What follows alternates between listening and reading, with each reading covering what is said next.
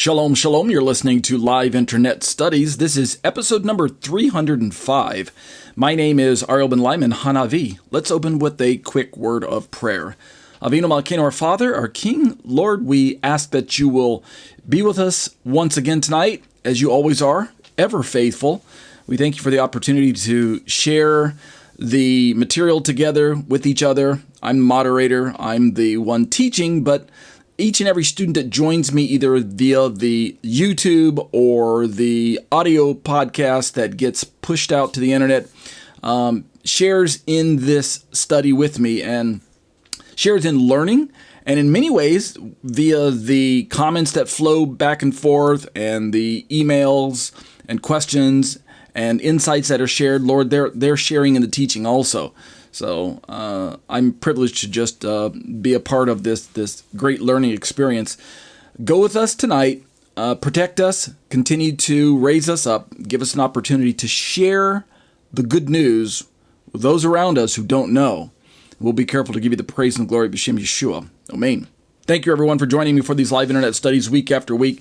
My name is Ariel ben-Lyman, HaNaviy. I'm a Torah teacher at a real-life congregation, Kehilat Tenuvah, the Harvest Congregation in Thornton, Colorado. Love to have you come on out and join us on a Saturday, a Shabbat for our services. You can go to graftedin.com for more details in case it's your first time watching one of my videos. These live internet studies are called live because I bring them to you from the home studio that I call my, from the computer that I call my home studio, but I'm doing it live right now in so much as that you can join me live as well via Teams. Go to my website at tetzetorah.com, tetzetorah.com. In fact, let me just pop it open for you. I should have had this opened up earlier. Here we go. tetzetorah.com is my own home website. If you look right along the very top, there's that yellow banner running along the full length of the banner. If you click that, it will bring you to the Live Internet Studies page. And as you see, if I scroll down, there's information about each live study. On that page, click on that purple banner with the T on it. That's Teams. If you click that and you're using a computer, it will launch Teams in your browser, and you don't even have to have Teams installed on your computer. You can join us each week live, and that way, at the end of each study, I open up the microphones and we dialogue about the topic or about whatever we'd like to. We talk usually for about half an hour or something like that. It doesn't get recorded, doesn't go anywhere. So it's exclusive to the live internet studies. I'd love to have you join me each week live. There's no cost. It's absolutely free. You don't even need a Teams account. You don't even need a Microsoft account or anything like that. Your browser will do all the work for you. If you're on a smart device like iPhone, iPad, Android device or something like that, I think you do need to install Teams. Okay, let's go over to the first study. These live internet studies are an hour and a half long. And the first study is entitled Eschatology, a Biblical Study of End-Time Events. It's the hour-long part, segment 1, and it is where we talk about all things related to end-time prophecy. Right now we're in the middle of wrapping up. We're continuing to talk about rapture views, but it's in the final analysis part. It's just kind of been going on for a little while because rapture has a lot to talk about. The second study is entitled, it's a 30-minute study, it's entitled A Trinitarian Response to Biblical Unitarianism. And as you can hear from the name, it is an apologetic study about Trinity topics. Right now we are wrapping up our last verse in a series of passages from the Old Testament that are normally understood to be Trinitarian in nature, but we're allowing the challenger, biblicalunitarian.com, to challenge us to rethink these passages in a Unitarian manner. And so I'm taking the Trinitarian position. Unitarian.com is the challenger. It's kind of like a mock debate, even though they're not really here. And that takes place for about 30 minutes. So join me for that second half of the study if you're interested in that topic. Okay, on to the rapture topic tonight. Topic 12, Rapture Views, a Final Analysis. Here's where we're going. We originally started with gotquestions.org's question on this particular rapture position. What are the strengths and weaknesses of the pre-wrath view of the rapture? Now, in order to understand where I'm going with my answer to them, we have to go with the differing views that I'm entertaining. There are four main historic premillennial views of the rapture.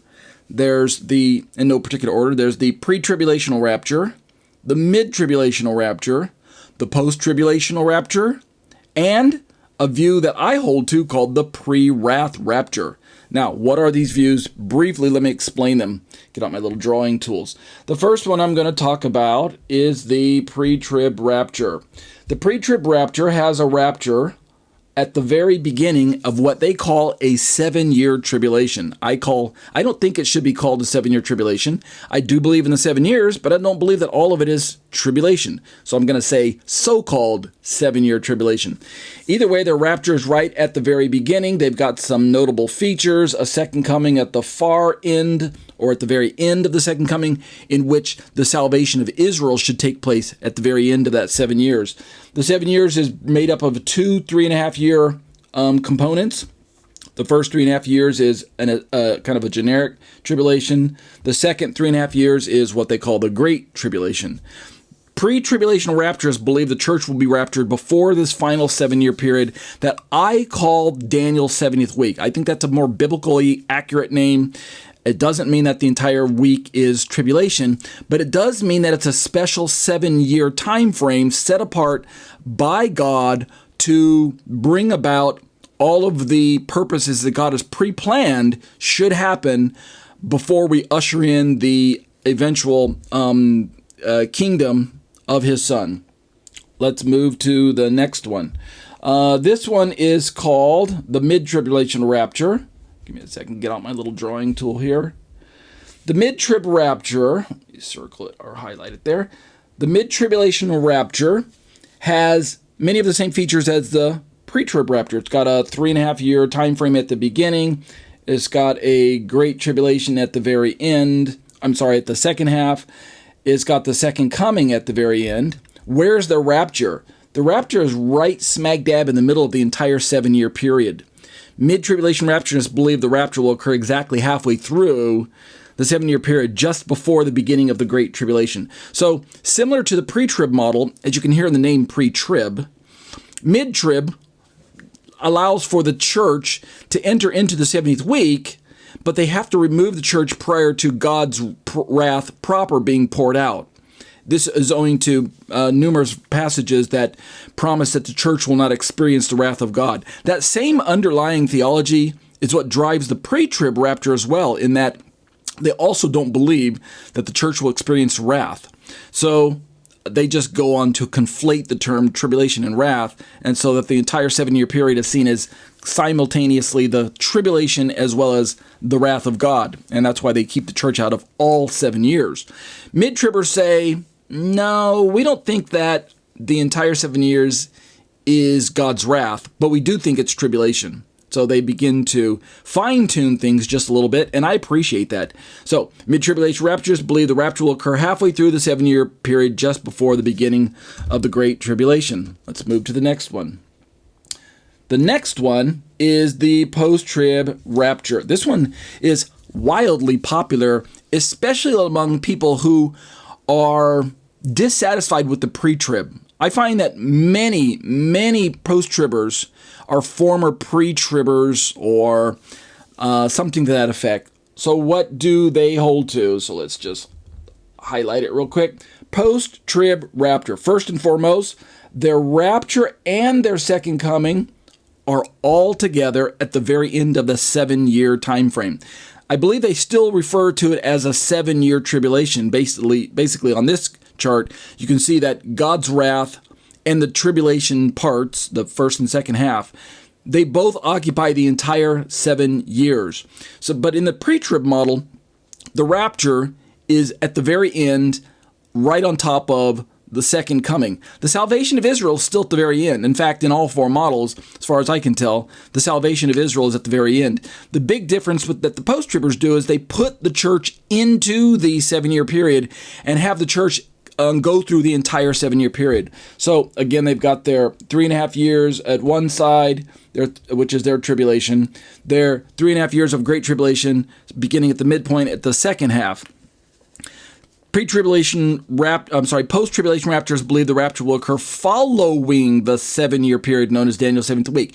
And what they do with this is, in order to simultaneously allow the church to be inside of the time period that is labeled God's wrath, but yet not be destroyed, they introduce a concept that we do find in the Bible, although I believe there's no need to use this concept in the 7-year time period, but nevertheless, they borrow a concept that found way back in the first book of the Bible, in the book of Genesis, where Israel was in Egypt while Moses and Pharaoh were going head to head, and there was this smackdown, right?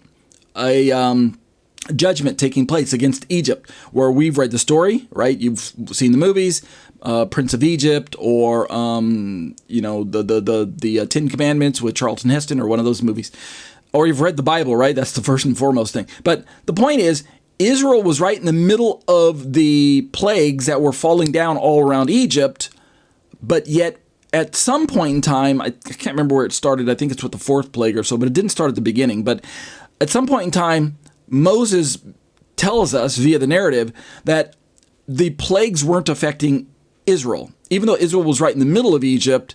So Israel wasn't out of Egypt yet, but they were in the middle of it. They were all in this little place called Goshen, and as a result, God supernaturally protected them from the plagues, so that the judgment that hit the Egyptians didn't strike his own people. Eventually, God did rescue Israel out of Egypt, take them out physically. That's a kind of a rapture there as well. But he took them out of Egypt. Egypt pursued. Israel went through the Red Sea. Egypt pursued. And at that point in time, the waters came crashing down on the Egyptians, destroying Pharaoh and his armies. But Israel survived the ordeal. So there's a lot of elements to the story that allow post-tribbers to try to borrow that scenario and say, just like God did it back then, he's going to do it again. Well, here's my take as a pre-wrather. I believe that some of the elements of the Egyptian story and God protecting his people in the midst of wrath will actually happen in the 7th week. But I don't think it's going to play out exactly the same way, to the point where all of God's people need to be through the entire 7-year period. We're going to find out perhaps tonight, I believe we will find out tonight, that largely the church will be raptured prior to the wrath being poured out, but national Israel needs to be sheltered in place right here on planet Earth and be protected. So we can have both going on. I'll flesh all that out tonight, so stick around for the entire study to understand the pre-wrath position. But in closing, as I'm describing the post-trib rapture, the rapture of the church for them is at the very end, and it's simultaneous with the salvation of national Israel, both taking place at the very end. And as a pre-wrather, I follow a lot of the theology and the sequencing of post-trib rapture, but I don't understand why they flatten out or collapse. That is what I mean by flatten out many of the details of the book of Revelation when it comes to understanding the timing and the sequence of the rapture in relationship to what is often termed the second coming. Okay, so that's their position. Let's look at the final one, which is the position that I hold to. This is the pre-wrath rapture. This is a view that's relatively new in name. It's only been around since the 1990s, early 1990s. However, the theology behind it, we believe, goes all the way back to the 1st century. It's just they didn't describe things that way. They were more kind of less. I could say they were less granular. The early church fathers, the way they described their understanding of the rapture, and certainly the accounts as well, I believe are that hold to a pre-wrath rapture. But the name was coined lately, and that gives some people the impression that this is a brand new teaching that shouldn't be trusted. Far from that. What does the pre-wrath teach? Let's just line it up here for you. The pre-wrath rapture. Come on, do that little cute little. I didn't do it this time. Give me a second. I don't like that. Much better. Okay, the pre-wrath rapture. What do we have in our 7-year sequencing? Well, the first thing that happens is we've got a renaming of some of the time frames. The first 3.5 years is no longer called the tribulation. It's called the beginning of sorrows. Per Yeshua's description of this time period, he doesn't call it the tribulation. Therefore, why should I call it the tribulation? Will there be troublesome, tribulational type things happening during that first 3.5 years? Absolutely. Ever heard of the 4 horses of the apocalypse? Yep, I have. Don't want to meet those guys. But unfortunately, I believe we will. Not that there'll be literal 4 horses and 4 riders. I'm just speaking metaphorically, understand. But the events about that are described during that first 3.5 years, I believe that everyone on planet Earth will be around to see that go down, including Christians. The second thing that happens is that the second half of the 3.5 years, the second half of the 70th week, i.e. the second half of the 7-year time frame, commences at the midpoint with the time frame known, or the period time known as the Great Tribulation. That's when that kicks off. However, that time frame, we believe, will be interrupted by the rapture of the church, the coming of Yeshua, which includes the resurrection, by the way, the coming for his bride, all those who are already prepared to meet him at that moment. A number of significant things are going to happen with the coming of Yeshua. Again, we've got resurrection and rapture simultaneously happening, but on the same day, the initiation of this time frame known as the Day of the Lord will also commence. Back to back, we believe. All right. So the Day of the Lord commences with the coming of Yeshua, which itself interrupts the Great Tribulation, which began at the midpoint of the week. The rapture itself and resurrection also is the initiation activity that kicks off this great event known as the Second Coming. The Second Coming is the Day of the Lord, but the Second Coming involves a number of activities. And so in that time frame that is marked out on this model that's called the Day of the Lord or God's Wrath or the Second Coming, it's bookended by 2 significant activities. The initiating event of the Second Coming is the rapture and resurrection. So the rapture is the Second Coming, but it's only the initiating event of the Second Coming. By comparison, the culminating event of the Second Coming is the Battle of Armageddon and the salvation of national Israel. Those are the culminating events. They're both near the end of the week. I would put I would put Israel's salvation proper at the end of the 70th week itself, right on top of the 7th trumpet, and I believe that most of the other models do that as well. But the actual Battle of Armageddon would be 30 days later. In fact, it's 30 days past the entire 70th week. But we'll get into those details on a different day. Germane to my point right now is that the rapture, the Second Coming, and the salvation of Israel are part of one event. So it's similar to the way that post-tribbers think it's going to go down. However, there is a separation, at least by 5 months, if not a year and 5 months, between the rapture/resurrection and the salvation of Israel at the end of the 7th week. So the rapture itself doesn't take place at the midpoint. It doesn't take place at the very end, but it's somewhere there in the middle, but it's at least 5 months separated from the 7th trumpet, because the 5th trumpet alone lasts 5 months. That's how I know. That's why I'm so confident that there's at least a 5-month space between the rapture and the 7th trumpet, which would be the salvation of Israel. So, in a nutshell, pre-wrath rapturists believe the rapture will occur following the opening of the 6th seal of the book of Revelation. The church will experience severe persecution by the Antichrist, but will be snatched away. That's the Greek word harpazo, which gives rise to the gives rise to the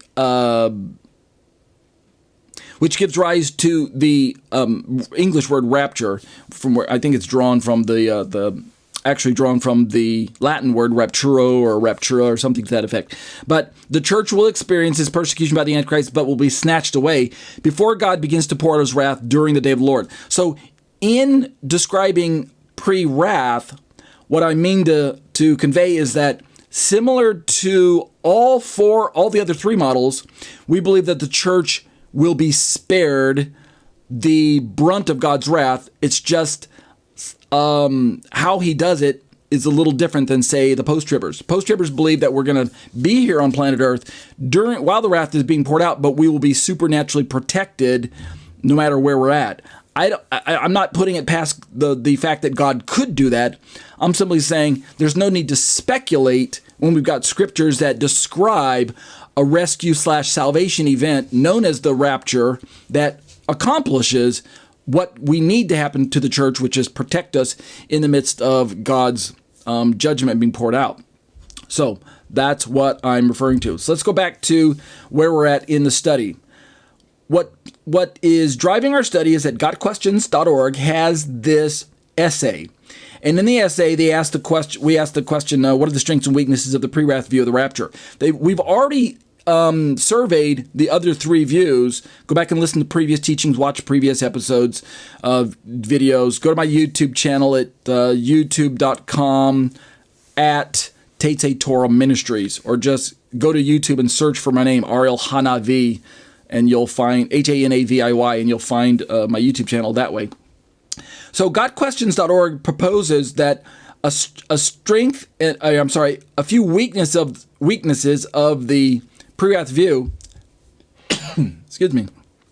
There are two main weaknesses that they found. One of the weaknesses is this question. They believe, or this statement, this is pre-wrath.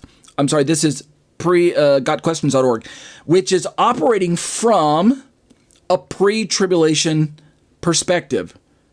Gotquestions.org holds to pre-trib. They are like your standard average evangelical Christian church that holds to pre-trib. They're the most popular view. They surveyed the pre-wrath position, and there's weakness number one of two that they found. They call it a weakness. I don't, but here's what they said. The elect of the Olivet Discourse is the church. We pre-wrathers do believe that the elect of the Olivet Discourse is the church. We believe that the church is described by Yeshua in the Olivet Discourse. Pre-tribbers see this as a weakness. That's why I said down at the bottom, so says many pre-tribulation rapturists. In time, we'll look at the second weakness. They think that the fact that the seal judgments are not the wrath of God, they think that's a weakness, because we pre-wrathers do not believe that the seal judgments are the wrath of God. So we say the seal judgments are not the wrath of God. Pre-wrath believes they are the wrath of God, and in time we'll get to that. We'll address their assessment of that. So back to this one. Pre-wrath believes that the elect of the Olivet Discourse is the church. Pre-tribbers see this as a weakness. How did I address this? In this, my own essay, let me go ahead and read this particular conclusion just real quick. This will bring us up to speed. In conclusion, the pre-wrath view offers a more cohesive understanding of the identity of the elect in Matthew 24 across the New Testament, rather than limiting the elect to ethnic Israel or proposing a new group of tribulation saints. Pre-wrath recognizes the elect as the unified people of God, both Jewish and Gentile believers in Messiah. This reflects, I said, the apostolic teaching of a single olive tree into which all who believe are grafted without denying Israel's continued significance in God's redemptive plan. I went on to say, pre-wrath also rightly interprets Jesus' warning about the Sabbath in Matthew 24:20, which, by the way, this was one of the supposed proofs that pre-tribbers offer that the 70th week does not belong to the church. They frequently mention that the details that Jesus gives to the disciples about, pray that your flight will not be on the Sabbath day because of certain hardships. And pre-tribbers point to this and say, see, if this were the church, why would Jesus be warning us about the Sabbath day? Clearly, pre-tribbers say, clearly the church is not under the law of Moses, so we don't need any warnings about Sabbath because that doesn't concern us. It's an empty warning to us. This must be for Israel. These warnings about the Sabbath must be for Israel. This is proof, they say, that the Olivet Discourse passages, Matthew 24, Mark 13, Luke 21, those are the Olivet Discourse passages. This is proof, the pre-tribbers say, that the church is not in the 7th week of Daniel. It's not in the 7-year tribulation at all. It must be raptured prior to it even ever going down. That's what they say. Well, I went on to say that I think that we pre-wrathers, we interpret Jesus' warning as a practical regional concern for Judea, not as a theological boundary marker separating Jews from Gentile believers. The consistent language of saints throughout Revelation confirms that God's people remain on earth during the Great Tribulation and are not divided into separate classes based on timing. I went on to conclude, ultimately, pre-wrath upholds one gospel, one spirit, and one unified gathering of the elect at the return of Christ, and that this view avoids the unnecessary complications and theological inconsistencies introduced by this phantom term, the tribulation saints only. This particular tribulation saints only model exists in the pre-trib theology.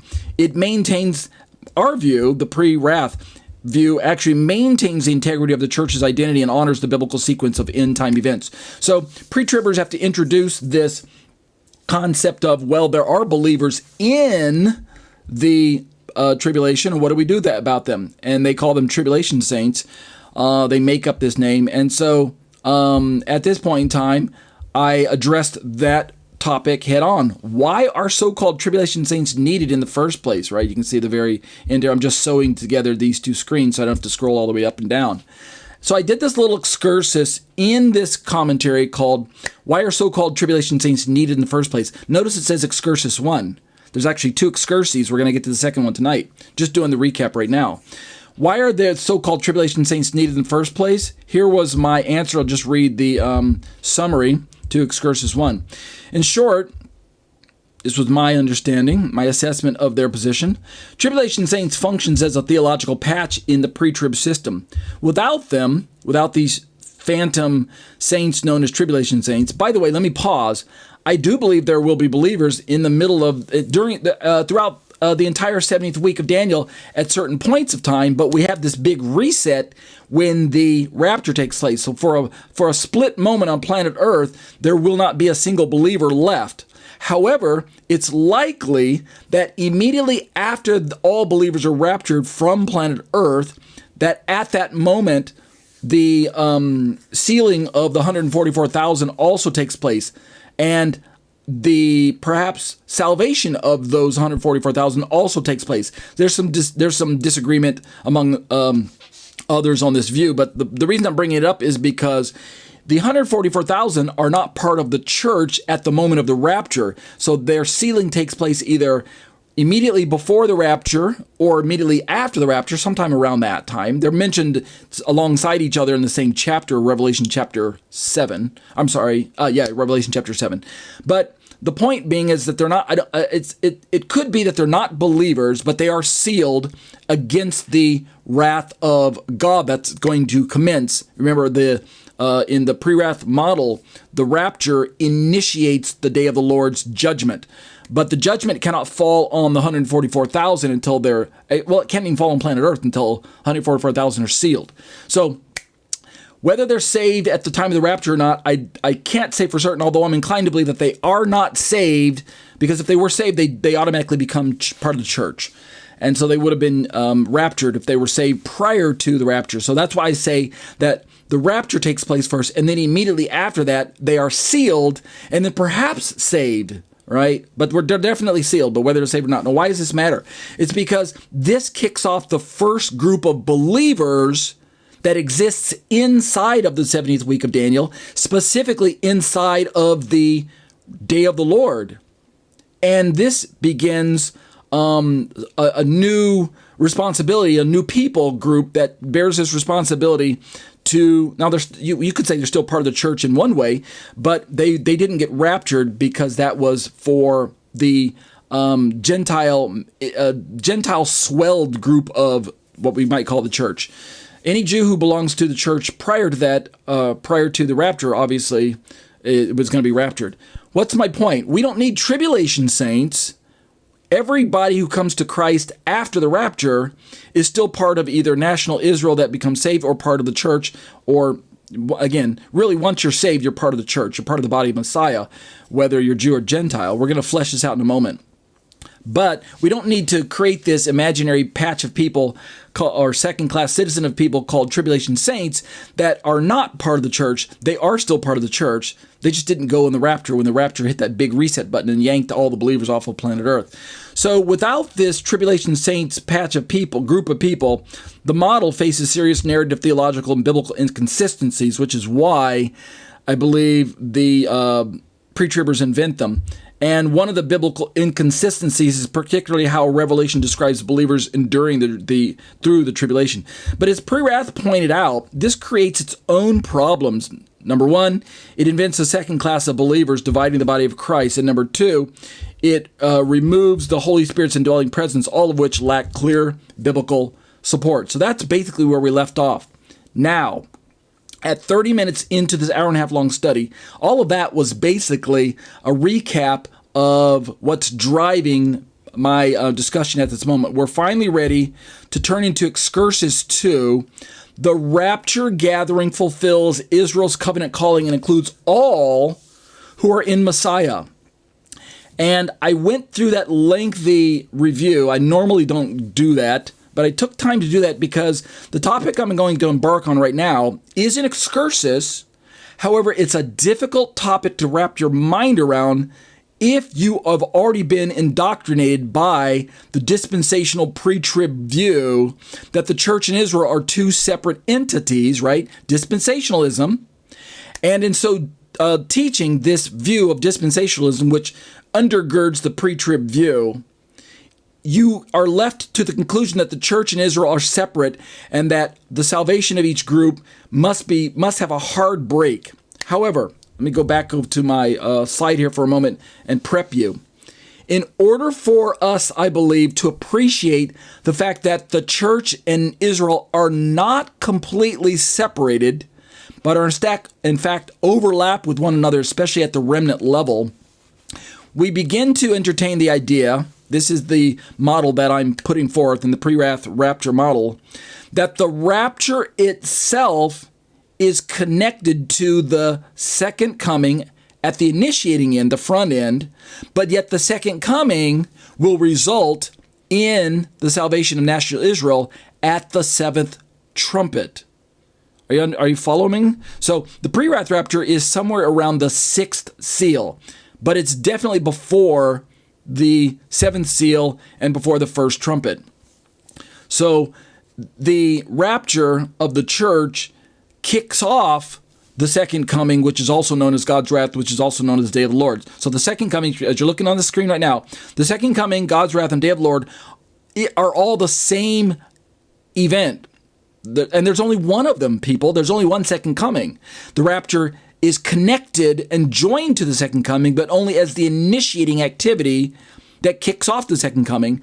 But the very important salvation activity known as the salvation of national Israel is part of the second coming, and it takes place at the very end of the 70th week, occurring at the seventh trumpet. And why am I stressing this? It's because the rapture of the church and the salvation of national Israel are connected via the single second coming. So one could read Bible passages that talk about the rapture, and one could read Bible passages that talk about the salvation of national Israel and begin to see that there are some common overlapping themes and perhaps language associated with the two of them, which is probably why the post-tribbers conflate those two events. But what I'm going to talk about tonight is that the rapture gathering must be seen as part of this promise that God made to Israel, is covenant calling. Remember, Israel is not going to be left to fend for themselves. Eventually, God is going to rescue national Israel from the clutches of evil Antichrist empire. that's enslaving her, as well as bring her into the fullness of the covenant that she has been promised from a long time ago, from way back to Papa Abraham. And so we must connect the rapture and what people might call the second coming, or the rapture and what I'd rather call at this point in time the salvation of Israel. We must connect those, but we need to do it properly because there is some sequencing going on. One takes place first, and that's why I'm slowing down a slightly bit. Now, we've got 30 minutes to go through this commentary. We'll see how far I can get. I'm not going to rush, but I don't want to dilly-dally either. All right, so let's begin. Recall this crucial, somewhat cryptic statement from above, and I wrote this earlier, that this gathering, speaking of the rapture, this gathering fulfills Israel's covenant calling and includes all who are in Messiah. So right away you're thinking, well, if the rapture is for the church, what does it have to do with Israel? From a dispensational perspective, pre-trib, they don't see any connection. They're like, nope, the secret rapture is for the church, doesn't involve Israel. Well, remember, there are two circles, and I'll put this in post-production now. You're probably looking at it right now. I apologize for not having it pulled up earlier in advance, but the two circles involve the identifying Israel on one side and the Gentile nations on the other side. I can't remember which one's left and which one's right. But as you bring these two circles close to one another and begin to overlap them, they form a kind of an almond slice, an almond-shaped slice in the middle where the two circles overlap. We call this Venn diagram, V like victory, E-N-N, Venn. And it allows us to see two main things. It allows us to see similarities in that middle slice, right there in the middle. Those are similarities. And it also allows us to see differences on the outer crescent edges of the two circles. And so the Venn diagram shows that Israel and the Gentile nations are two separate. They have two separate identities, but when they overlap, they form what is known as the remnant of Israel. The remnant of Israel is comprised of Jew and Gentile in Messiah. So this rapture gathering is a fulfillment of promises made to national Israel, insofar as anyone who is a part of remnant Israel, when the rapture goes down, is in fact rapture ready, will receive this rescue because they've already prepared their hearts by placing their faith in Jesus. So that's why I say that this gathering fulfills Israel's covenant calling and includes all who are in Messiah. Okay, let's work our way down through this essay and work it through. This is not merely some newfangled pre-wrath assertion that I'm putting out to you. Allow me to fully support this concept from Scripture. Here's how it works. What I say is that the rapture event is described in Matthew 24:31, as well as 1 Thessalonians 4:16 and 17, and 1 Corinthians 15:52. It's not merely a dramatic removal of the church from the earth. So this is my first challenge to the post-tribbers. The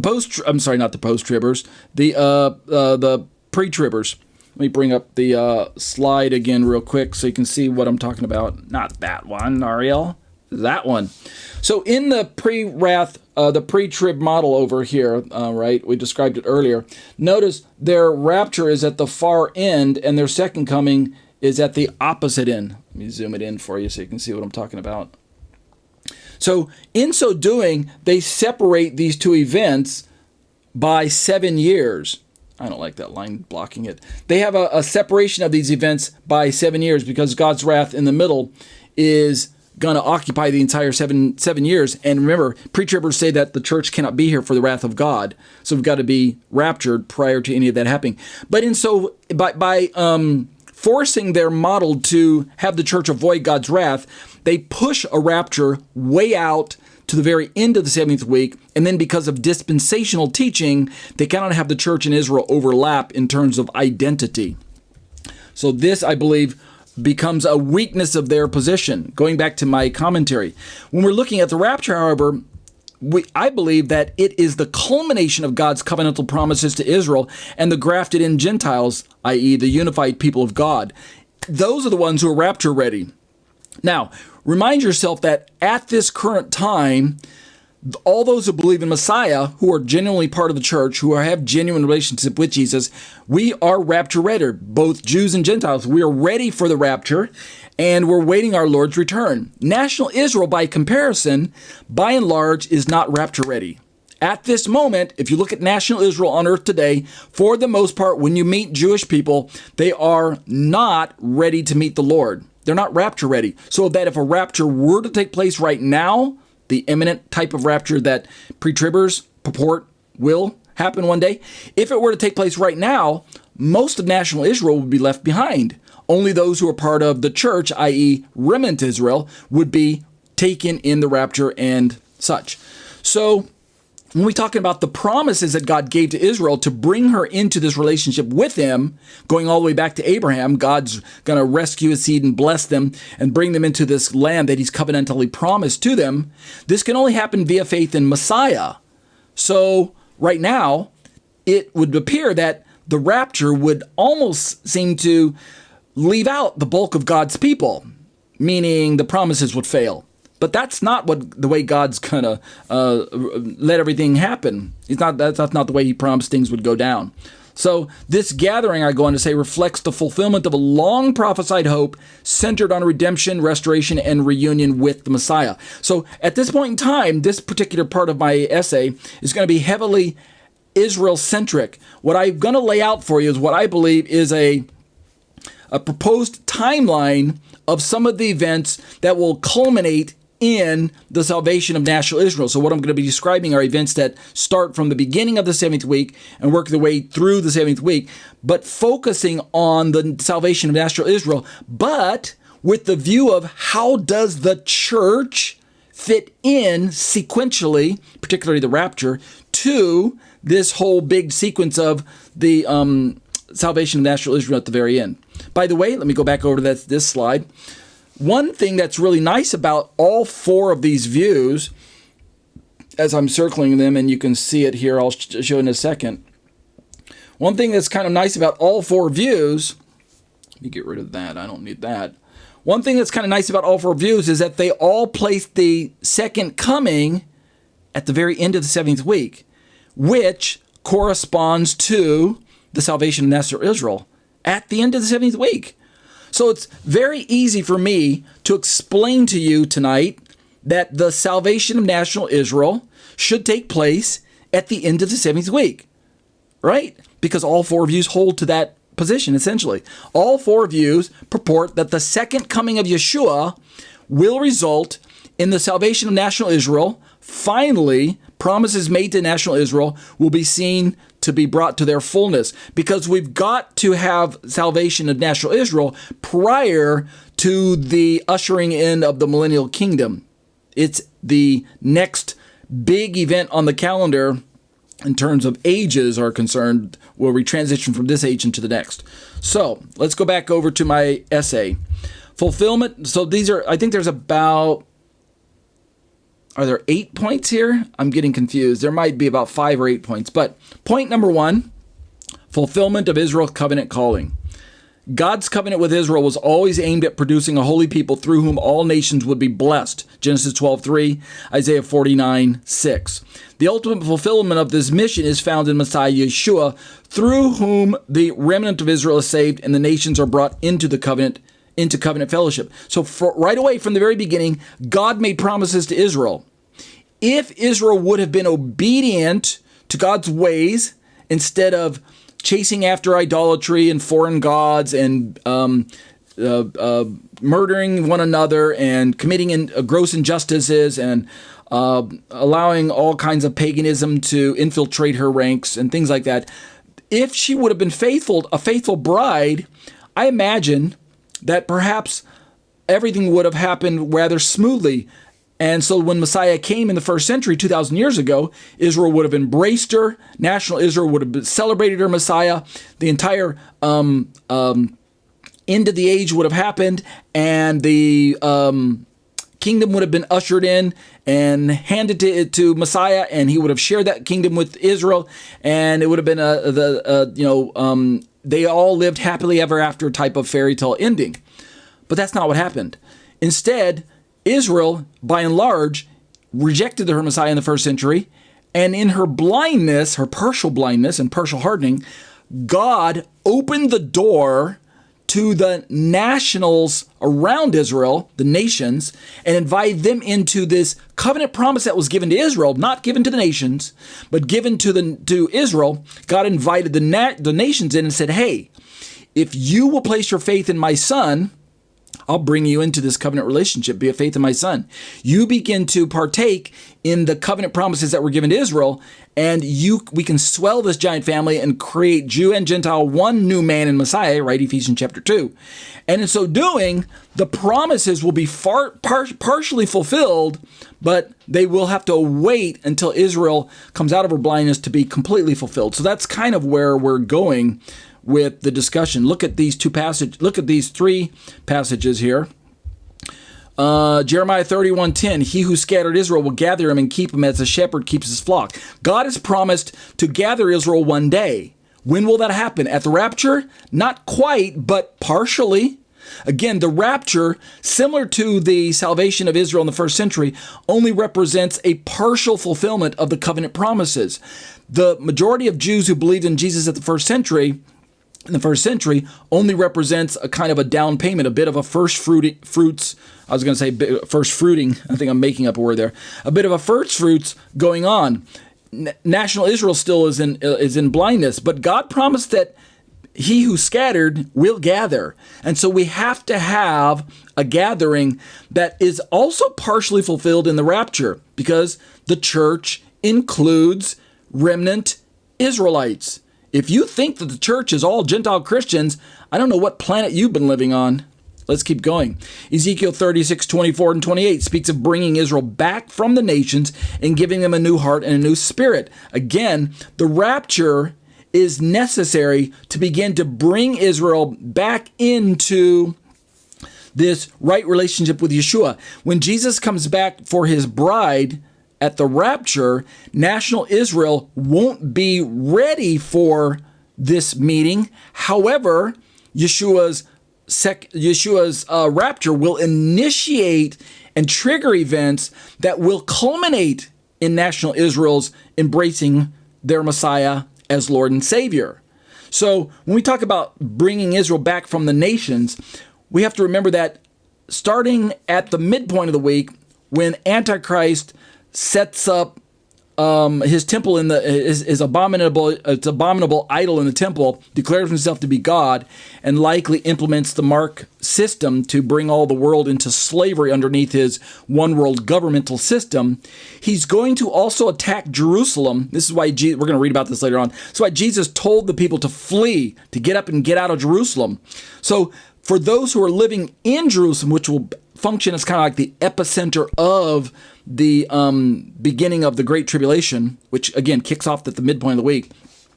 At that point in time, we'll probably begin to see a worldwide enslavement of Jews once again. Christians will be persecuted, to be sure, but Israel is going to be scattered, and many of them will be scooped up into different nations again. So we'll have a need for another exodus, a greater exodus to take place, because Israel will be exiled. And we read about this, by the way, in Luke 21, the exiling of different Jewish people into different lands. But Ezekiel's necessary because we're going to have to bring Israel back from the nations once again. In other words, it's hard for us to imagine in 21st century, Israel is going to go into exile one more time. Sad, it pains me to say that, but as far as I can tell from the biblical account, that's when it's going to happen. So she's going to have to be brought back into her land before she can be in a place where she'll meet her Messiah, because he's going to be here to speak with her face to face. Well, I'm getting ahead of myself, but this next passage, Romans 11:25, is crucial. Paul affirms that all Israel will be saved, quote unquote. Does that mean every single Israelite one day? I wish it were that way, but according to Zechariah, 2/3 of the inhabitants of the land of Israel will lose their life during these intense Day of the Lord activities that are going to be raining down all around the people in the land, as well as, I believe, spilling out into the rest of the earth. So Paul says all Israel will be saved, but I believe it's only that select third that is brought through the fire. We read about this in earlier prophets, by the way, brought through the fire and sees Messiah face to face and looks on him whom they pierce and mourns for him as one mourns for an only son, right? Zechariah 12:10 all over again. So Paul says that all Israel will be saved, but this will be at the culmination of the Gentile ingathering. Culmination, meaning not quite at the rapture, but remember there's still some more Gentiles that need to be saved post-rapture. Those quote-unquote tribulation saints, the pre-tribbers call. This salvation, I go on to say, occurs in the context of Messiah's return and the visible fulfillment of the new covenant. So again, the rapture and the second coming are linked together, like the pre-tribbers like to say. Like the post-tribbers like to say. The pre-tribbers absolutely don't link the two because their dispensational theology doesn't allow them to link them. They believe that the church's rapture and Israel's second coming are separate events, separated by 7 years. At least the post-tribbers got it right by combining the themes of those two events, although I think, again, they make the unfortunate mistake of smashing them so close together that it wipes out the sequencing in the book of Revelation. Poor post-tribbers. You guys will see the light one day. I'm just picking on you. All right, let's keep going. So, thus I say in my commentary, when Yeshua returns to gather his elect from the four winds, right? Matthew 24:31. It is a rapture, people. Matthew 24 is a rapture. It's a rapture of God's elect, which is God's people, right? The elect word there, the eklektos in the Greek, is just another way of identifying the people of God, which are both Jew and Gentile. When he returns to rapture his elect from the four winds, he's fulfilling not only the promises to the church, but also the promises made to the patriarchs about the final redemption of their descendants and the restoration of the people of Israel. So remember, here's the principle I'm working from. And if you lose this principle, you're going to get lost.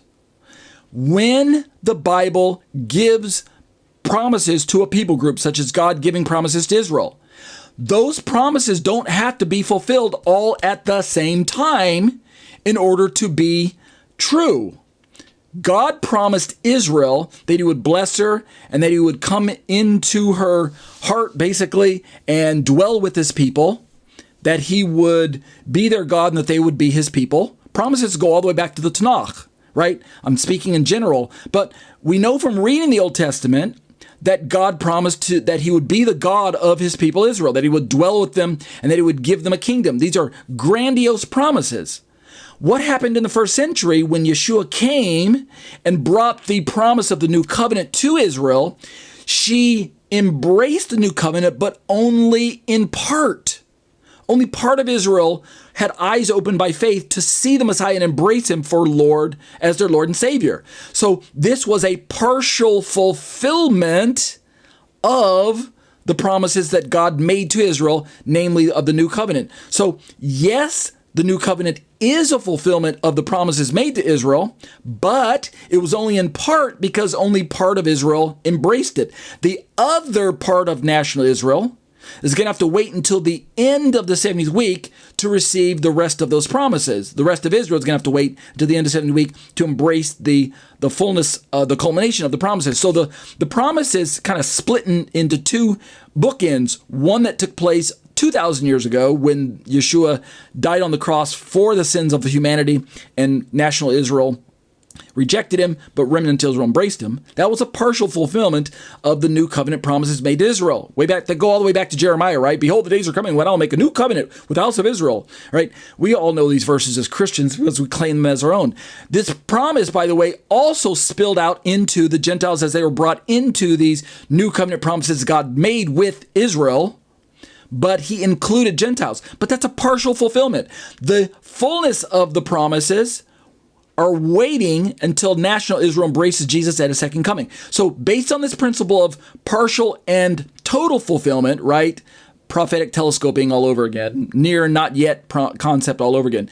That's where I'm going. When we look at the rapture as an event that is primarily going to involve the rapturing away of Christians from the earth, which will include anyone who belongs to the church at the remnant Israel level, so Jews and Gentiles and Messiah both raptured at the same time, you have to see that this is only a partial bringing or gathering or joining of the bride with her husband. It's only partial in that it still needs to have greater national Israel brought into the family once and for all. That's where I'm going with the principle. And if you don't see this principle, you're going to misunderstand the picture that I'm painting here.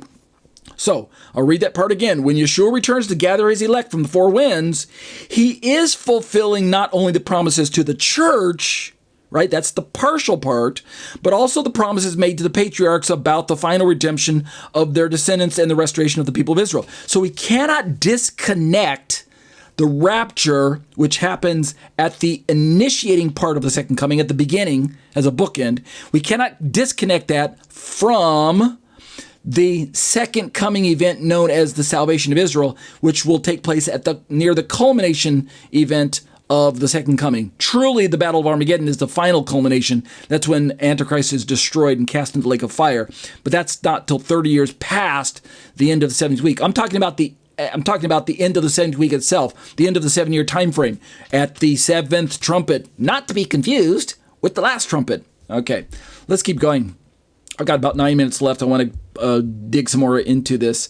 Point number 2 includes all who are in Messiah, unified elect. So we're talking about how does the rapture snap together with the salvation of national Israel when at the moment they're not rapture ready, right? So how is that going to work itself out? Well, don't worry. God's got to figure it out even if we don't. Paul teaches that Gentile believers are not second-tier members of God's family, but are fellow citizens and members of the household of God. This is, again, going to stretch our understanding of the identity of God's people. For too long and far too often, Gentiles have come to the incorrect conclusion that the church doesn't include Israel, or said backwards, Israel doesn't include the church. But when we're talking about remnant Israelites, I'll bring up that little Venn diagram again so you're seeing it in post-production. I apologize for not having it for you guys in my live Teams class. I'm going to fix that. Next week I'll actually have it. But you're looking at it in post-production. 2 circles overlapping. One's the Gentile nations. One is national Israel. And when they're brought together, not completely overlapping, but when they got brought together, that almond slice in the middle is remnant Israel. For God, or for Paul, God speaking through Paul, Gentile believers are not second-tier members of God's family. They actually join the family of Abraham at the faith level. Therefore, they lay claim to the title Israel by faith in Israel's promised Messiah, Yeshua. They are fellow citizens and members of the household of God. So when the rapture comes and snatches the church, even though it's largely comprised of Gentiles, it doesn't mean that it's not a promise that's being fulfilled to Abraham's family. Don't think of the rapture of the church as leaving Israel out of the picture somehow. No, it's just the initiating event needed to kick off a series of events that will play out over the course of the day of the Lord. It's necessary so that Israel will be eventually brought to her knees and embrace Messiah. Let me open up that slide again like I had last time. It's necessary for Israel to have this initiation event so that she can begin to be pushed into the crucible of the day of the Lord, where she will come out the other end purified by the fires of the day of the Lord in genuine relationship with her Messiah. Let's read about this, the identity of this Gentile inclusion into Israel from Ephesians, which I referenced earlier. Gentiles were once strangers to the covenants of promises. Notice, the covenants of promise were given to Israel. But Gentiles partake in the promises insomuch as that they join Israel at the remnant level via faith in Messiah. So the covenants of promise were given to Israel, right? Jeremiah 31:31, the new covenant passage that Christians are so fond of quoting, says, "Behold, the days are coming when I'll make a new covenant with the house of Israel and with the house of Judah." Please explain to me, some very knowledgeable church Christian Gentile, where does it say Gentiles in there? It doesn't, which means it was a mystery to national Israel in the beginning and in the first century, how Gentiles could be brought into this family when they don't have Israelite identity to begin with. How is it that these Gentiles are coming into our family, but they're not born from the same physical papa as us? That just blew their minds in the first century. They couldn't figure that part out. Why? Because God hid that from them. It was a mystery. The mystery of the gospel, which we would read later on in the book of Ephesians, is that Gentiles have been brought into Papa Abraham's family via faith in Messiah without having to become Israelites or to become national Jews. They don't have to change their ethnicity. They do take on the label Israelite. But the point I'm trying to make is that Gentiles were once strangers to the covenants of promise, like I said here, but are now brought near by the blood of Messiah, which results in breaking down the wall of division and making one new man. That one new man is not a separate group known as the church, disconnected from Israel as a family. God's promises to Israel are still in effect. And so the rapture only represents a partial fulfillment of the salvation of Israel. The final piece of the puzzle, which must be snapped together, first part and second part of two pieces. The first part is rapture of the church, but the second part, so that's salvation of part of Israel's family, but the second part is the salvation of the rest of the Israelites who weren't rapture ready when Yeshua came and raptured them. Romans 11:17-24, believing Gentiles are grafted into the olive tree of Israel, sharing in the rich root of the patriarchal promises. Remember, this is all within this giant scope of a question that Got Questions says that the elect of the Olivet Discourse is the church. They see that as a weakness. Dispensational theology says, no, the church and Israel aren't connected. They're separated. I'm like, really? And they also go on to say that we don't need the church in Israel to be connected, because we don't need to call Christians in the tribulation period part of the church because we've got tribulation saints. You can hear the kind of the jesting in my voice. And yet that doesn't square with biblical theology. It's better to see that God's got this giant engrafting going on with Jews and Gentiles, Gentiles coming into the family of Jews via engrafting. It's got this giant family represented by the olive tree of Israel, and the Gentiles share in the rich root of the patriarchal promises. Promises given to Abraham, Isaac, and Jacob, the fathers of Israel. Gentiles get included in that. Let's keep going. Look at the book of Galatians. Romans and Galatians both are great places to park out in fleshing out this theology that I'm referring to. Galatians 3:28 and 29, there's neither Jew nor Greek, for you're all one in Messiah Yeshua. And if you're Messiahs, then you're Abraham's seed and heirs according to the promise. Again, we're having this discussion about when will national Israel receive her salvation, and how is that connected to the rapture of the church.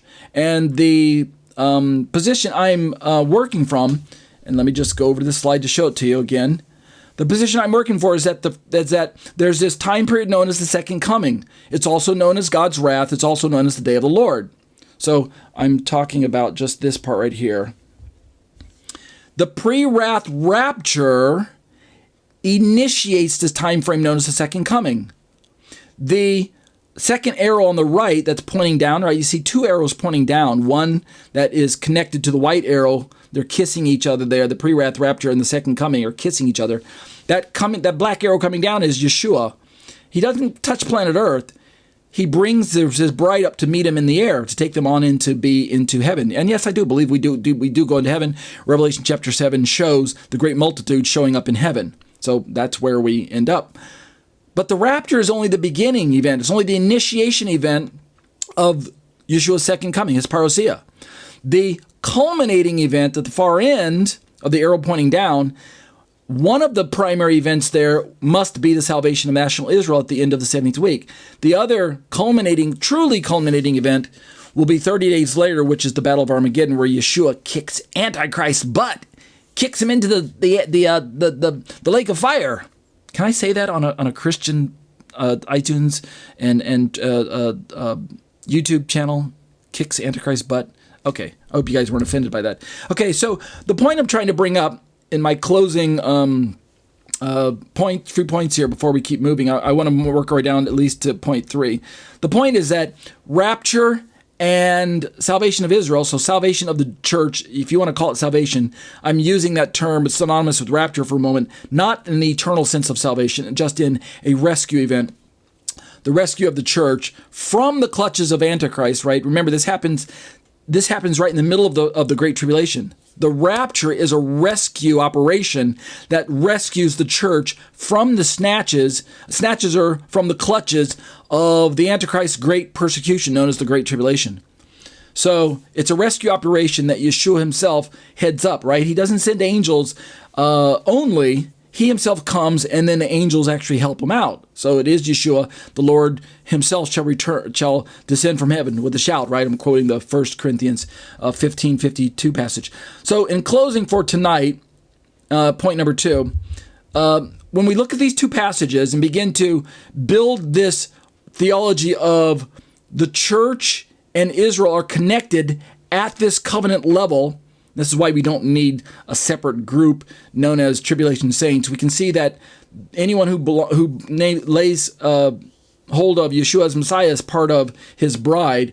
And at the same time, we don't need a secret rapture separated 7 years from the salvation of Israel at the end. We don't need a disconnection. In other words, dispensationalism has a serious flaw here.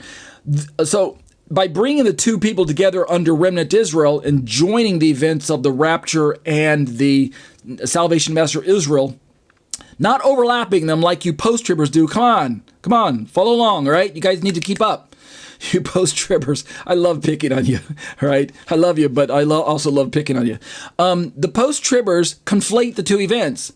They look at the promises, they see that there's some connection between these two events, but they come to the wrong conclusion. They zoom out too far. Because if you zoom out too far, that's what happens with 2 points on a map. They look like they overlap.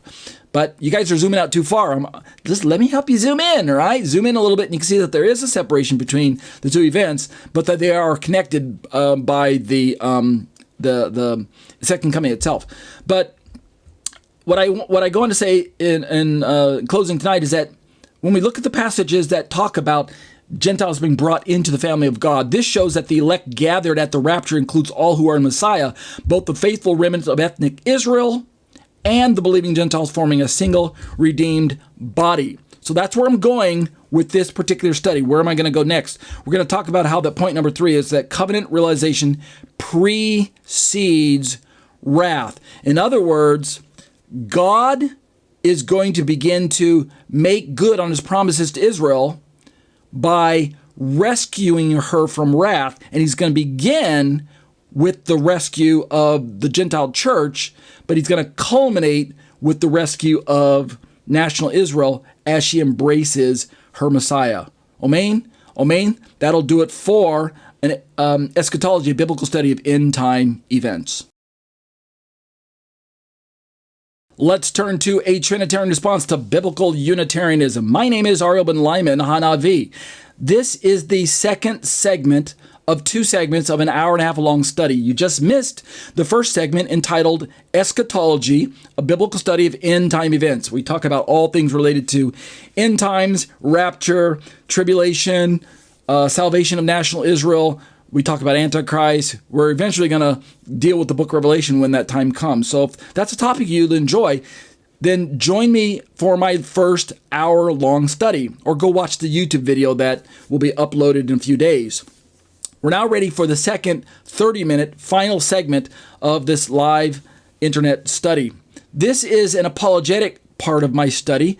Apologetic meaning I'm pitting Trinitarian passages against Unitarian passages. You're like, what? Are there Unitarian passages? Well, not exactly, but there are some passages that leave out details that lead non-Trinitarians to the conclusion that it's a Unitarian passage.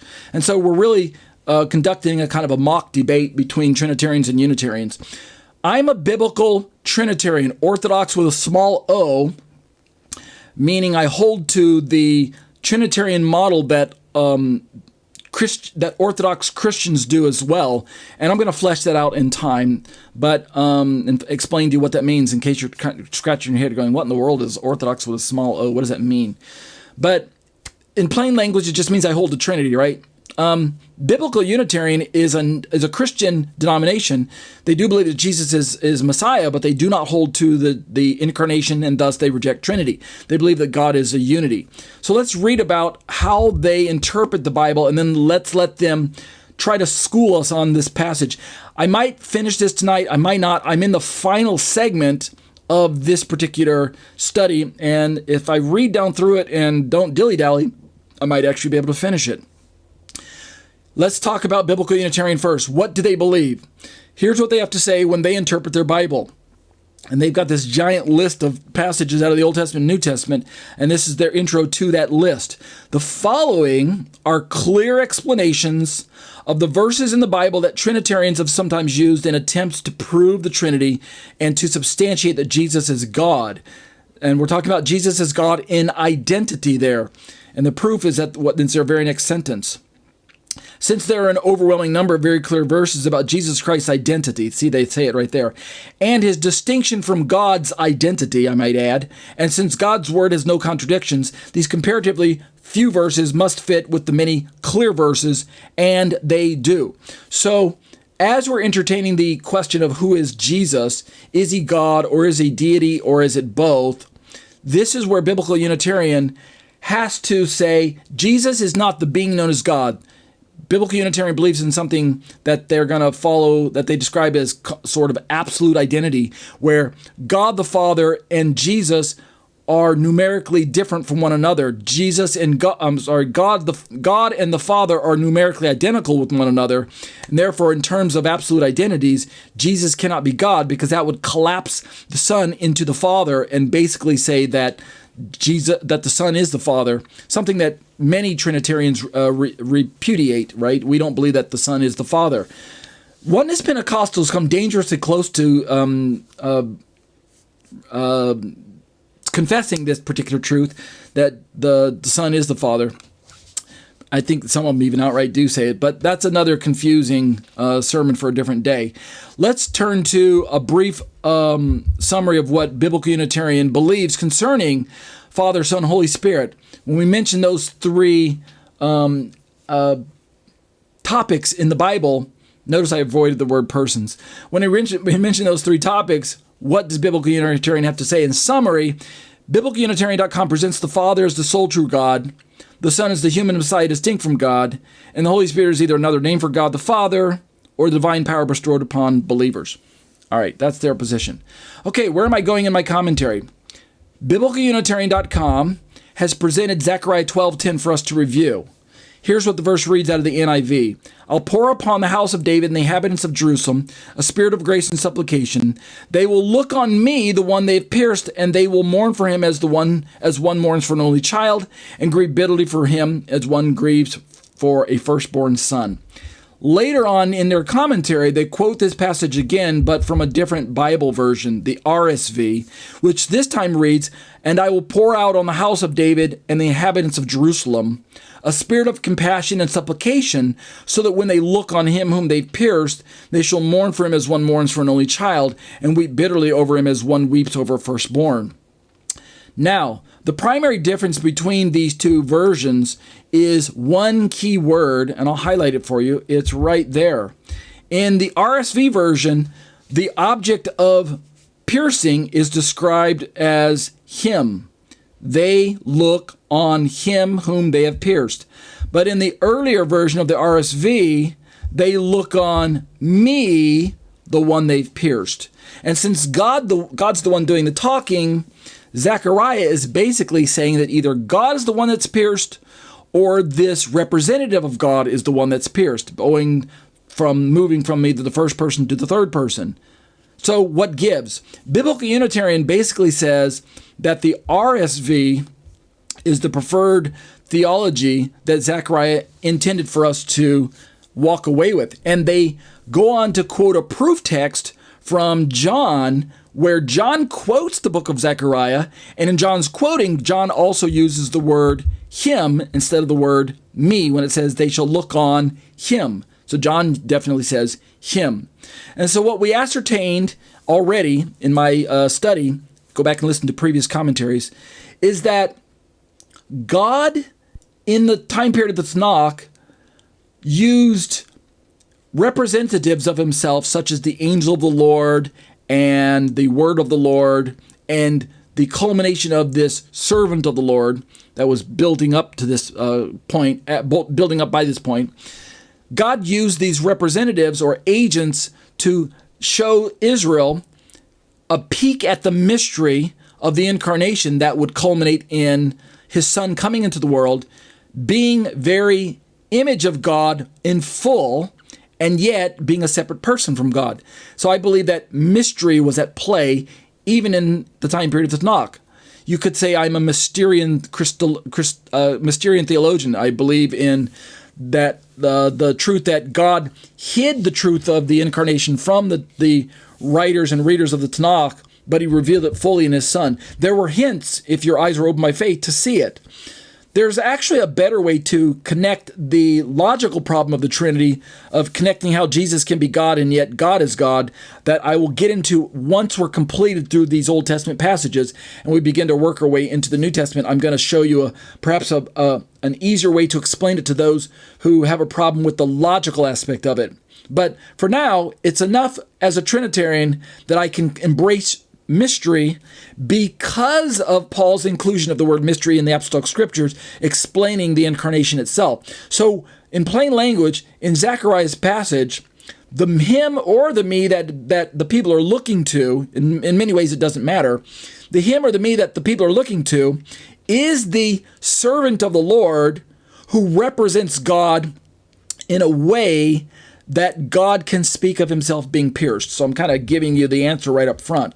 So we went through that exercise using this study, a concise, non-technical, point-by-point refutation of the biblicalunitarian.com argument regarding Zechariah 12:10 using the logic and theology of Trinitarianism.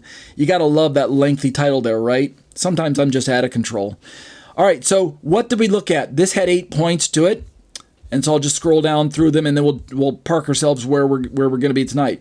There was I think this had 8 points. Point number 1, maybe this one didn't have 8. Point number 1, textual variance, translation of me versus him. We looked at that and talked about how that, in the end, it really doesn't matter, but me is fine. Either way, the theology is still solid, that they're looking to God because God is both the me and the him, meaning Jesus shares the identity with God at the level that's strong enough to recognize him as God, as very God, even though he's a separate person. He is God ontologically, but he's the Son positionally, or the Son relationally, or the Son economically. We can look at it that way. But point number 2, Jewish understanding of the pierced one. Jewish people don't have a problem saying that they'll look to me, but they massage the passage to say that they'll look unto me, they'll lament over me, something to that effect. They know that God can't be seen, but to the degree that this representative of God is the one being pierced, they are okay with using the translation me. And that was one of the points I wanted to bring up to biblical Unitarians. We kept going with points 3 and 4. When we get to the John passage, which is 1937, we find that the New Testament's usage of him doesn't seriously hamper the fact that Zechariah likely used me, because we need Jesus to be the one that's physically pierced in order for the prophecy to have a real fulfillment. In other words, we're moving away from any such metaphorical piercing, which I spoke about in point 5. Jewish people don't want God to be physically pierced, so they see it as a metaphorical piercing when it says, look unto me, or lament over me, for metaphorically piercing me by piercing my representative. And biblical Unitarian, who also wants to avoid any incarnation implication in their explanation, they also embrace the possibility that the piercing could be metaphorical, meaning if they yield to the me rendering instead of sticking to the him rendering like they want to, then they say, well, it could be God saying me, but it doesn't have to be a physical piercing, to which I cried foul, because when we look at who got pierced, it's Jesus, right? In fact, last week I went to the sources, which was in John there, to show that it was the physical bones of the thieves that got broken and the physical bones of Jesus that did not get broken. And therefore, it was the physical side of Jesus that got pierced. There's no metaphorical damage to the body that was taking place there. It was all physical. And so which brought us finally to the point where we're at now, which is tonight's study, this excursus, and there's only one. Excursus, Dr. Michael Brown's contribution. So at this point in time, the study's going to slightly shift a bit because biblical Unitarians find themselves with one foot in Rabbinic Judaism and one foot in Christianity. And here's how they do it. For their association with biblical, or with their association with Rabbinic Judaism, they reject incarnation. They reject the idea that God is tripart. They embrace a strict monotheistic God that does not allow for person representation. Jesus is a person, but he's just a human being. He has no God status that he can claim at the ontological level. When I say ontology, by the way, I'm referring to the nature of a being. God, the Father, has the being of God. That's part of his identity as God, is that he has both the nature of God and he is the person of God. He has both. God the Father is both God in person and God by nature. Jesus, by comparison, the Son, is not the Father, but Jesus has all the fullness of the nature of God, his Father. He's fully God. We can call him God. We can call him Yahweh, because the being of Yahweh has all the fullness of God also. The identity of Jesus as Son primarily helps us to see where Father and Son are differentiated in person. And so when we begin to represent God's persons, we end up seeing that there are three in the Bible: Father, Son, Holy Spirit. And in so recognizing the persons, we begin to realize that there's no need to confuse Father with Son, Son with Spirit, Spirit with Father. We don't do that. But rather, as Trinitarians, we simply recognize that ontologically, in nature, the fancy Greek term is homoousios, Jesus shares fully in the nature of God his Father. Thus, Jesus is very God. What biblical Unitarian does is they embrace the notion that there's one God, right? This homoousios nature is only one. There's not multiple natures that are spread out. There's three persons, but there's only one nature. And all three share that one unified nature. So biblical Unitarian is strict monotheism, and that's where their affiliation with Rabbinic Judaism takes place. However, they do embrace Jesus as Lord and Savior, something that Rabbinic Judaism rejects. And so that's why biblical Unitarian has one foot in the Rabbinic Jewish side of the discussion and one foot in the Christian side of the discussion. So here's where the excursus from Dr. Brown is going to be a bit helpful. Dr. Brown is perhaps the world's foremost recognized Jewish apologist, Messianic Jewish apologist. He's a Messianic Jew, and he's made his contribution to the discussion in the form of numerous resources, but more importantly, a five-volume set where he answers Jewish objections to Jesus. And so Dr. Brown is going to refute Rabbinic Judaism's rejection, not just of the incarnation, but Dr. Brown refutes Rabbinic Judaism's rejection of Jesus as Messiah. So I'm bringing this up because Biblical Unitarian needs to see that their beloved connection to Rabbinic Judaism can only go so far. When it comes to embracing Jesus as Messiah, on this passage, Biblical Unitarianism has to be on our side. Our meaning we Christians. And so, this contribution by Dr. Brown is going to help bring all those details out. So, with 13 minutes left in the study, let me read down through this. It's largely self-explanatory. Point number 1. I think there are 8 points here. I keep saying 8. I'm stuck. There's something stuck in my mind with these 8. I think there's 8 here. Point number 1. Zechariah 12:10 describes national mourning over a pierced individual. Okay? Not a pierced God per se, but a pierced individual. The Hebrew text clearly speaks of a single individual who's pierced, not multiple people. Why does Dr. Brown say that? Because Rabbinic Judaism sometimes like to say that this is Israelites that are pierced. Right? They like to insert themselves there and say that we're the ones being pierced and we're going to mourn over the pierced people among us that get pierced, some other nonsense. But Dr. Brown's like, no, come on, it's only one person. The mourning described is deeply personal and intense, as for an only son or firstborn, meaning an individual. And he goes on to say that the natural and straightforward reading of the Hebrew supports a messianic interpretation, meaning the individual who's pierced is God's agent, namely Messiah Yeshua. Let's go on. Point number 2. Ancient Jewish interpretation acknowledged a messianic figure. Oh yeah, they absolutely did. The Talmud at Bavli Sukkah 52a includes interpretations linking this passage to Messiah ben Yosef, a suffering, slain figure who dies in an apocalyptic war, and is later resurrected. So remember, Rabbinic Judaism rejects Jesus as the candidate of this passage. John goes on to explain to us, as Christians and Messianic Jews, that this is absolutely Jesus that Zechariah was prophesying about. So Dr. Brown, as a Messianic Jew, such as myself, we reach out to Rabbinic Jews who have rejected Jesus and try to bring them in to the understanding of Zechariah as pointing to Jesus.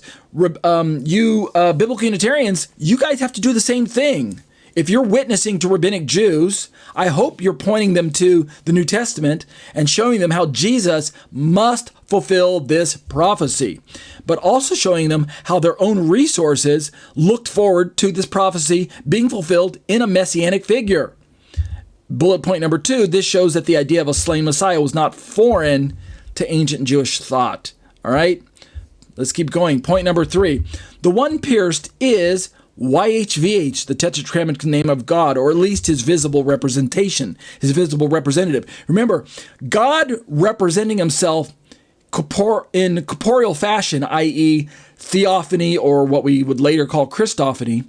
God showing up with a body goes all the way back to the angel of the Lord texts, the word of the Lord texts, and the captain of the Lord's host text, right, the Adonai Tzvaot, as well as eventually culminating in the servant of Messiah, who turned out to be Jesus himself. Thus, to look at Yeshua is to look at God, but we're looking at a person. Jesus is a representation. Jesus is the exact image of God. We don't need to see the invisible Father. We can see the visible Son and know that we're seeing the invisible Father in his fullness. There's nothing lacking. When we look at Yeshua, there's nothing lacking about Yeshua that we have to look past Yeshua to say, no, don't show me the Son, show me the Father. You remember what Thomas asked Yeshua, Lord, show us the Father. And I'm paraphrasing, but Yeshua was like, have I been with you so long that you're still asking to see the Father? If you see me, you've seen the Father, right? It's enough. That's why Paul can write. It's enough that Jesus is the fullest representation. He's the fullness of the Father. So the pierced one is Yahweh. Jesus can wear that label, that identity of the being. He can wear that because Jesus has all the fullness of God dwelling in a human body. That's what Paul basically tells us, right? The fullness of deity dwells in Jesus bodily. I'll flash that verse in post-production so you can see it there. I believe it's in Colossians. Let's continue. The speaker throughout Zechariah 12 is God himself. Right? That's unmistakable. We can see the phrase, they will look upon me whom they pierced, suggests that it is the Lord who is pierced. And indeed, it is the Lord, but this is mystery. It's mystery. How could the transcendent God who fills the heavens and the highest heavens allow himself to come down to earth and be pierced by mortals? Right? That's mysterious. That just doesn't make sense. But yet that's what happened. Right? They will look upon me who they pierced, and they'll mourn for him, the representative of me, who is me, but in agency fashion, right? Point number 2, this makes theological sense within a Messianic Jewish framework. Namely, Yeshua is the visible image of the invisible God, represents God to the people. To pierce him, the representative, to pierce God is to pierce God's representative, and vice versa, I might add. Again, we're not collapsing this into Patripassianism. I showed you this last week. Patripassianism is the belief that God the Father died on the cross. That's a confusion of the persons, I might say. It's heretical to say that God himself died on the cross. I'm sorry, to say that God the Father died on the cross. We can say God died on the cross, but we can't say God the Father died on the cross, right? We have to draw a limit there. Point number 4, the shift from first person me to third person. This is Brown's contribution, by the way. The shift from first person me to third person him is common in Hebrew. It's not grammatically problematic to shift perspectives mid-sentence in Hebrew texts. In fact, Brown says some Masoretic manuscripts read, they will look upon him, right? We just showed you how that in the biblical Unitarian perspective, their preferred version is the RSV, which actually does show him. And this is because some of the Masoretic Hebrew reflected that. They will look on him whom they pierced, which softens the direct identification with Yahweh, but still points to a specific slain individual. Let's keep going.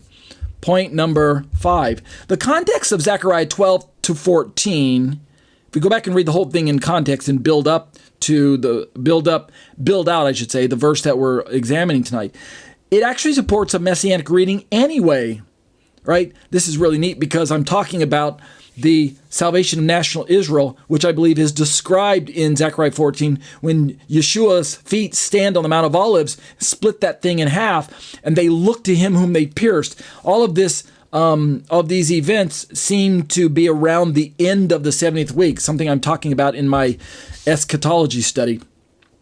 Brown goes on to say the morning in Zechariah 12:10 leads directly into Zechariah 13:1, which speaks of cleansing from sin, indicating a salvific atoning event. So the eventual cleansing and national salvation of national Israel will take place near the end of the 70th week. It involves a viewing, a seeing, a gazing upon this pierced one. Remember, the piercing took place 2,000 years ago. So when Zechariah says they will look on him whom they have pierced, being the piercing that already took place, this is necessary to allow for a time frame between when the individual is pierced and when they actually look on him. I know that in the first century they looked upon him after they pierced him as well, but now we realize that in Zechariah's greater context, when the events of Zechariah 13 and 14 take place, it's in the future. It's in the future. And so when they look upon him whom they pierced and mourn for him as one mourns for an only son, we can see that there's once again, a now and not yet aspect, a partial fulfillment and complete fulfillment, prophetic telescoping like we were talking about in our eschatology study. Part of the piercing took place when Jesus hung on the cross. But the part where it says they will look on him and mourn for him is likely speaking of the eschaton, the eschatological event of national Israel's salvation near the end of the 7th week. So in one passage, Zechariah 12 leading into Zechariah 13, leading into Zechariah 14, or Zechariah 12 being some of it an overview, 13 and 14 being maybe more of the sequencing of them. Either way we could look at it. We're talking about piercing leading to a cleansing from sin. Now, again, we have partial fulfillment in the first century of Jesus being hung on the cross as a cleansing of sin. Even though national Israel didn't embrace them, the new covenant was being enacted. It was being inaugurated by Yeshua's death on the cross. But the final fulfillment and culmination of it still awaits a future event of national Israel's salvation. 2,000-year gap between the initiating event and the culminating event, but it's still an atoning event. Are you guys following along with what I'm saying? It's near not yet principle. Let's continue. The text culminates in Zechariah 14 with the Lord returning physically to the Mount of Olives. So everything I'm just talking about is what Dr. Brown's bringing out now. It parallels Yeshua's own promise of return in Acts 1, 11 through 12, as well as Matthew 23, 37 through 39. So the Zechariah passages speak of an individual being pierced, which results in an atonement, an atoning event. The near aspect from Zechariah's perspective when he wrote it was the first century crucifixion of Yeshua. There was an individual, he was pierced, and the result was an atoning event. But it was an initiation. It was the inauguration of the new covenant aspect seen in the piercing of Yeshua.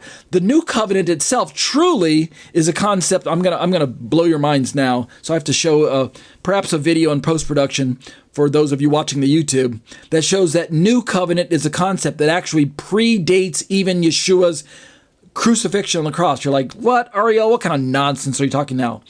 Watch the little video. You're probably going to be seeing it here in a moment. New covenant is something that goes all the way back to Adam.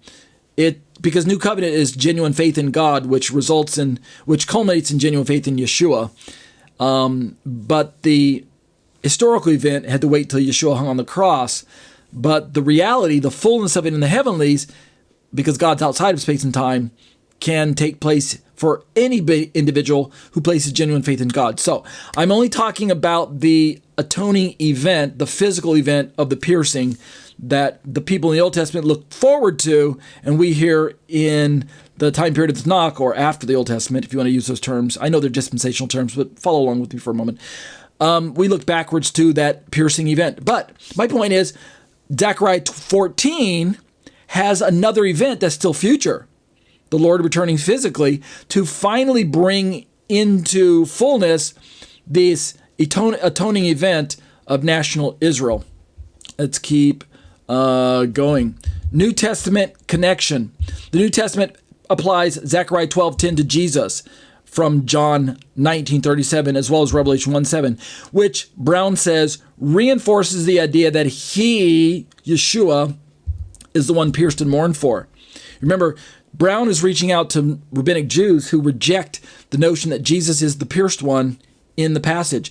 You biblical Unitarians who are watching my video right now, listening to my podcasts, you already embrace Jesus as the pierced one. So, Baruch Hashem. Let's keep going. Point number 7, the mourning is by those who did the piercing. Yeah, so we have to have some fulfillment of this passage that lands right in the lap of Israel. The mourners in Zechariah 12 are, quote, the house of David and the inhabitants of Jerusalem, end quote. Right? The mourners, those historically responsible for rejecting the Messiah, right? That's what history teaches us. The prophecy clearly points to a future moment of national repentance and recognition of Jesus as the Messiah by Israel. Let's keep going. Now we're into point number 8, Brown's conclusions. I will finish this tonight. And then next week we're poised to start looking at a bit of an excursus where I'm going to talk about, do you have to believe in Trinity in order to be saved? Point number 8, Brown's conclusions. The text ultimately supports a future national turning to Yeshua by the Jewish people. This repentance coincides with the second coming when Yeshua returns to fight for his people and reign from Jerusalem, right?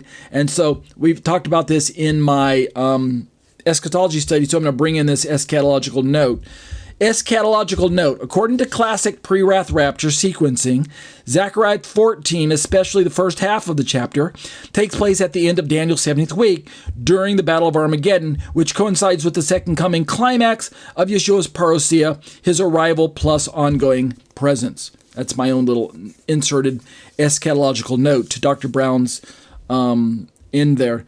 And then let me move into our summary and conclusions. In short, Zechariah 12:10 is not only compatible with a messianic understanding, this is Dr. Brown speaking, it is best explained by it. All right, let's move into the summary and conclusion. This short refutation of the Unitarian argument regarding Zechariah 12:10 highlights the consistency of Trinitarian theology with the biblical text. Here's the summary. The Unitarian argument focused primarily on perceived textual ambiguity, the me versus him debate, the lack of a literal pierced Yahweh in early Jewish commentary, as well as the use of him in New Testament citations from John 19:37 and Revelation 1:7. However, I say in my summary, by the way, this is my summary, not Dr. Brown's. However, I say a careful Trinitarian examination reveals the following. The textual evidence for me in Zechariah 12:10 is strong, with the divine speaker, Yahweh, identifying himself as the one to be pierced. Also, while early Jewish commentators did not foresee a literal incarnate Yahweh, their understanding of a deeply intimate relationship with the pierced one does align with the Trinitarian understanding of the Son's shared divine essence with the Father. I go on to say that the New Testament revelation clarifies this intimacy as identity. So you biblical Unitarians, when you're looking to your Bible to identify who the primary figures are, please don't forget that as authoritative as the Tanakh is, the New Testament is equally authoritative. This is something that often escapes, I think, your exegesis. You downplay the New Testament's authority in favor of pushing only what the mystery was, the hidden form of the mystery was when it comes to incarnation in the Tanakh. You go looking through your Old Testament Bible, you biblical Unitarians, for the identity of God, and because the mystery of God's revealing was hidden to those readers in the Tanakh, we don't find the fullest revelation that we see in the apostolic scriptures. And so you unwittingly pit your Old Testament against your New Testament and claim that the Father is the only God and that Jesus cannot be God as well. I'm telling you, don't do that, all right? Let your New Testament inform you fully as well. Let's keep going. The New Testament's use of him in quoting or alluding to Zechariah 12:10 serves as an inspired application, identifying Yeshua as the fulfillment of this prophecy. This confirms, I say, that Yeshua is the divine me whom they pierced, rather than negating the divine speaker of the Old Testament text. So you see, what I'm trying to show you is that if you would have just taken the hint from the New Testament that the him is the me, then you'd understand that Jesus is very God, the speaker, Yahweh. Yep, I said it. Jesus is Yahweh. Absolutely he is. He's very God. Ontologically, he's very God. He is fully God in the ontological sense of the word. Again, ontology is referring to nature. The full nature of God dwells in the bodily man known as Yeshua. So Jesus can be recognized as God. But I can't call Jesus the Father the same way that I call God the Father, right? Don't confuse the persons. Let's keep going. I go on to say the piercing, let's try that one again. The piercing described in Zechariah 12:10, we're almost done, folks. The piercing described in Zechariah 12:10 is indeed a literal physical act. It's not metaphorical. It was fulfilled in Yeshua's crucifixion. So I say it's not merely a metaphor for God's grief, although God certainly grieves. So no need to go sniffing around for obscure references to Mary being metaphorically grieved in her heart and saying that, see, she was pierced in her heart, so this must mean that God was metaphorically pierced. It doesn't have to be a physical piercing. No, stop doing that, okay? As we would say in Korean, hajimaseyo, right? Don't do that. Instead, let the New Testament, because it's fully inspired words of God, let it inform you. Jesus was physically pierced. It wasn't a metaphorical piercing. So, what's my conclusion? The Trinitarian understanding of Zechariah 12:10 remains robust. The prophecy powerfully points to the divine identity of the Messiah, Yeshua, as the one who was literally pierced. This interpretation affirms that God himself, in the person of the Son, condescended to suffer and be pierced for humanity's salvation, revealing the profound depth of his covenant love and plan for bringing fallen humanity into a lasting relationship with himself. The perceived objections, when viewed through the lens of consistent biblical revelation, these are my words, not Dr. Brown. What I say is that the perceived objections, when viewed through the lens of consistent biblical revelation and Trinitarian understanding, ultimately reinforce the central truth of Yeshua's divine nature and his singular role in God's redemptive purpose. And that's the end of my study on Zechariah. And as I go back over to Biblical Unitarians' list of verses and scroll back down through their Old Testament, I'm going slowly so you can see them. We've made our way through Genesis, Deuteronomy, Job, Psalms, Proverbs, Isaiah, Jeremiah, Micah, and Zechariah. And look at that. We finished out with Zechariah 12:10. We have concluded our examination of all of Biblical Unitarian.com's passages regarding New Testament. Next week, I will not turn to the New Testament passage just yet. You can see the first one is Matthew 1:23. Not yet. I want to do a little bit of an excursus and answer this question that I get asked quite often.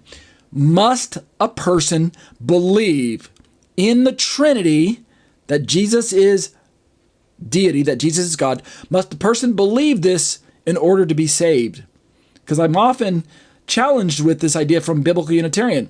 In other words, if I say yes, that you have to believe in Trinity in order to be saved, then really Biblical Unitarians, as well as Oneness Pentecostals, as well as Christadelphians, Iglesia Ni Cristo, Mormons, Jehovah's Witnesses, and a whole host of other non-Trinitarians, you guys are out of luck. You guys aren't truly saved. If I believe that you must believe in Trinity to be saved. On the other hand, if this is true, that belief in Trinity leads to salvation, then is the opposite also true? Do the non-Trinitarians hold to the idea that if you believe in Trinity, you're not saved? In other words, is Trinity the deciding factor between salvation or non-salvation? Perhaps Biblical Unitarians look at we Trinitarians and say, because you guys believe in Trinity, you aren't saved. This would mean that everybody except those groups I just named. I'll flash something in post-production that shows all these groups, by the way, in case I rattled them off too fast and you're wondering. There's a number of others as well. I think like Worldwide Church of God or something like that. They're on the list. But so we're going to talk about that. We're going to go into that next week. So that might take like 2 weeks because I've been building this commentary for a number of months, almost half a year that I've been wanting to put this commentary out. So I'll jump into it next week. And after we're done with that, then I need to do another excursus, just very, very short one, on explaining how I'm going to begin to articulate my belief in Trinity. I'm going to shift slightly from Mysterian nomenclature to a nomenclature that is to wording. What I mean by nomenclature, to wording that is popularly used by Orthodox Christians.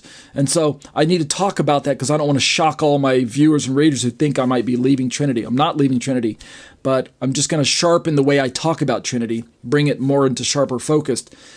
And then after that, then we'll be ready to jump into the New Testament passages with Matthew 1:23. Okay? You guys cool with that? All right, let's finish. That'll do it for a Trinitarian response to Biblical Unitarianism. Let's close in prayer. Abba, I bless your name.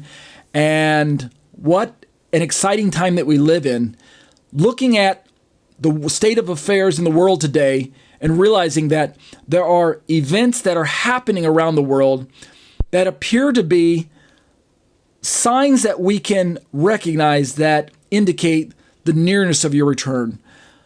We don't know exactly when you will return. To the degree that you've not told us exactly the day or the hour when you return, then we should live with the expectancy that there will be events that are triggered that will usher in the time period that will include your return. Meaning, we could be the generation that sees the initiation of the 7th week of Daniel. And within the 70th week of Daniel, there will be activities and events that sequentially will build up to the rapture of the church and your return for national Israel. So help us, Lord, to have faith. We know that your words are true. We don't necessarily need to hold the newspaper in one hand and the Bible in the other hand, but we don't need to be ignorant because there will be world events that are connected to what you've already promised will happen in your words. And so it's not wrong to look to the world events, particularly what happens with Israel. And so thank you, Lord, that you've not given up on Israel and that you're still using her as your timepiece to explain to us and to the rest of the world that you are Lord and that you are coming back for your people, Israel, and that you're coming back for your bride. So help us to have faith and to continue to look for your soon return. Be with us this week. Bless us, protect us, and raise us up and give us an opportunity to share the gospel with those around us. Give us holy boldness, and we'll be careful to give you the praise and the glory. B'Shem Yeshua. Amen.